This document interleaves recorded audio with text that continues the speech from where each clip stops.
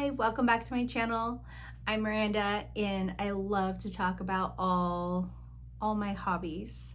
Mostly I discuss my favorite reading plans. So if you're interested, stick around. Today I wanted to share with you some of my favorite spooky, murdery stories. So in the spirit of Halloween, I redecorated my bookshelves and I put all of my kind of horror thriller books together. So let me take you with me to show you that.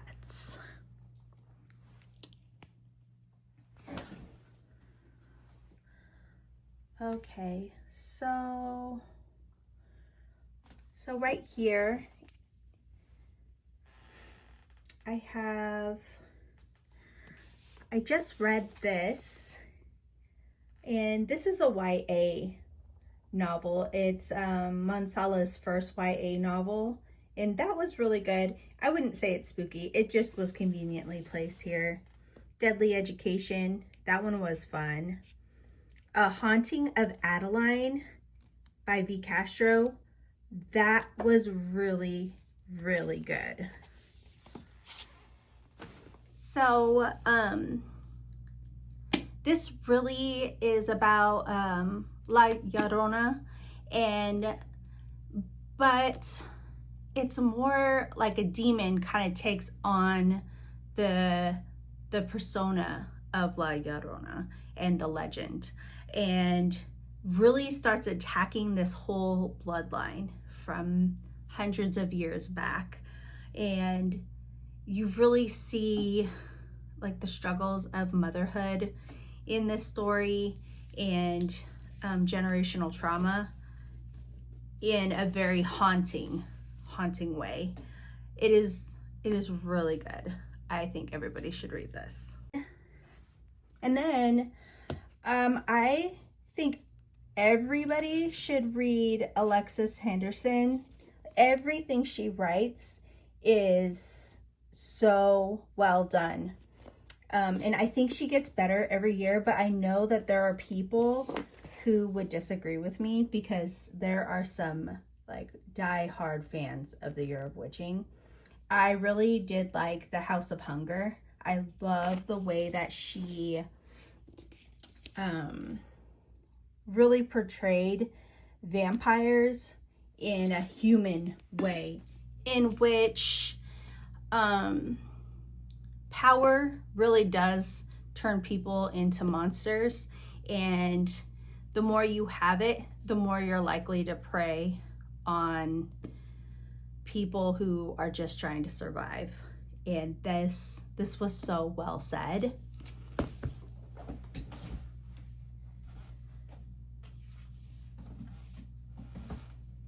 Another one of hers that she wrote last year, and I'm obsessed. This one is my favorite.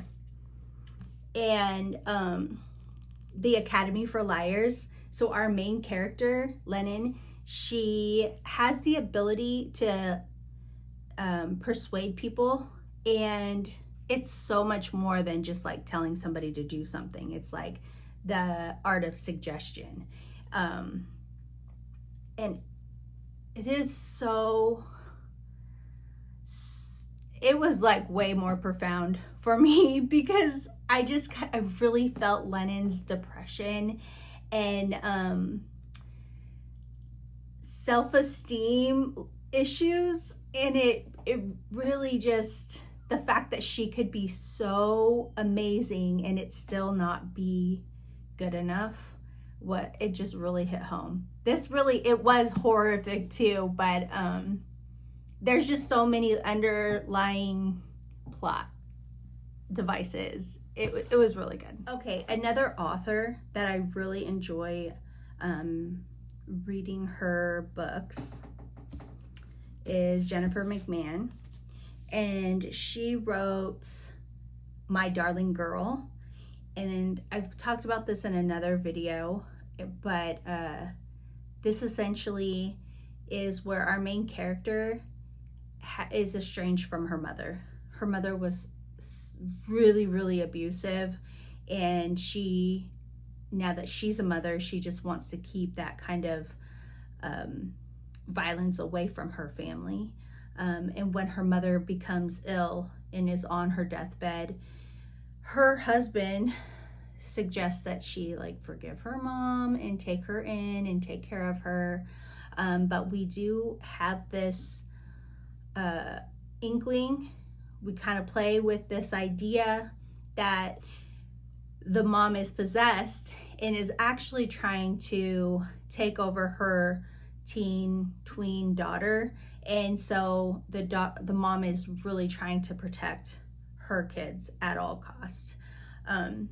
This is really, really good. And one thing I will say for Jennifer McMahon is she knows how to write a freaking ending. In The Drowning Kind, my mouth like dropped open. I had so much fun with this one as well. It is a haunting story, and where a sister goes to the estate that she grew up in. It belonged to her grandmother, and finds out that her sister died there, researching the horrid past of this estate that's also tied to like occult happenings, and some things happen at this house. And I'm telling you again, my mouth was just open. Like, I couldn't believe it. Jennifer McMahon really knows how to write an ending. I remember many, many years ago, I would have to look it up. I think it's called Promise Not to Tell, I think. I read that, and that was a ghost story as well, in a very different fashion. But that was my first experience of Jennifer McMahon, and it kind of like, now I'm like, oh, okay, I'm gonna read basically everything she writes because I know that I'm gonna have a good time.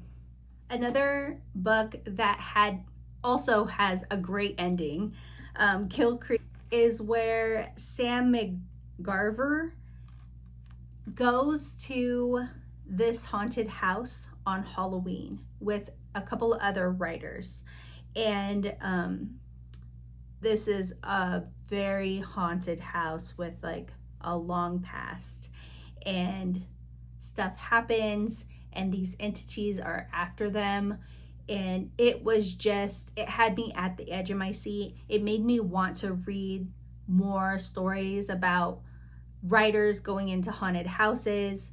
I remember and I might have this book, hold on. So although very different haunted house stories, The Diary of Ellen Rosebaumer,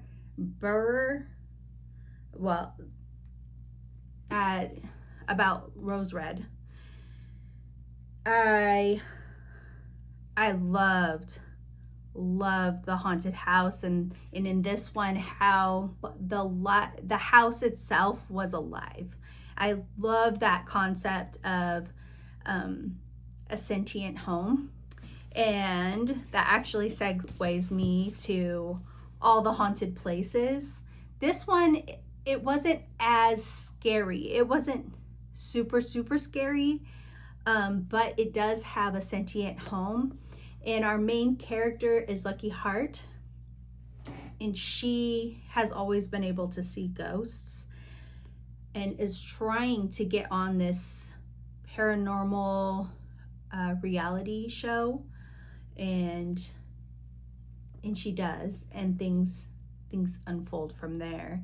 And I didn't know what to expect. I thought maybe this was a love story, but it's not necessarily. It's way bigger than that, and a little more spooky than I thought it was going to be. I thought it was going to be just like a magical good time, and it's a little bit heavier than that part. So I think if you want something that's a little spooky but not too scary, that might be the good one for you. Okay, I think this might be my final one. And finally,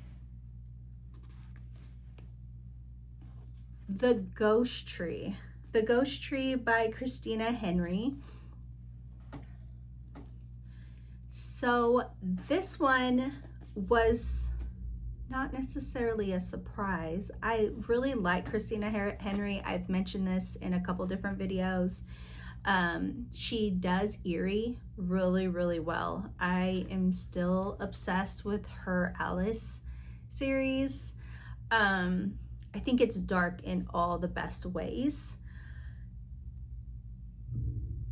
But this is about a small town where in this story, we see a town where children go missing sporadically, and we're not really sure what's happening. The main character is a child and is supposed to be the next victim. It's really hard to say more. Just think of the need to sacrifice for success to keep the town alive, and all the reasons a town might be willing to randomly participate in a sacrifice. So if that vague, very weird response intrigues you, you should pick it up.